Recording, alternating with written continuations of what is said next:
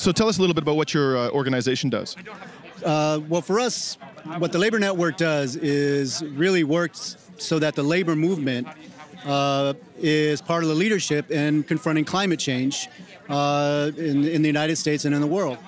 We all know that there's millions of workers involved in fossil fuel industries, but there's also millions of jobs potential in terms of renewable energies, energy efficiency, other types of climate-safe industries.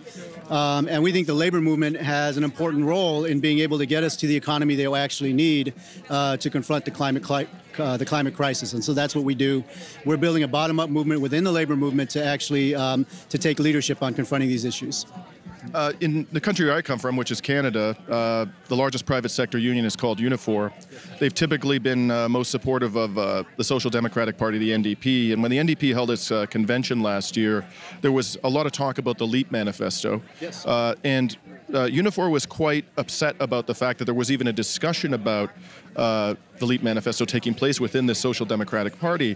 And I think this is a problem you're probably confronting in the United States, where the labor movement, portions of the labor movement at any rate, can perceive that meaningful action on climate change is detrimental to their interests because it's going to affect jobs in sectors that are dependent upon or associated with the fossil fuels industry. How do you deal with that? How do you get members of the labor movement to understand that it's in their long-term interests to confront the climate crisis? I think a lot of workers and even leadership within the labor movement do understand that problem. I think the question is, what's the transition that we're providing that allows for those workers to leave those jobs in a just way so that they're not left hanging. And I think that's been part of the problem, at least here in the United States, where workers have been left hanging when we've transitioned to new economic changes. So we need to be able to address that.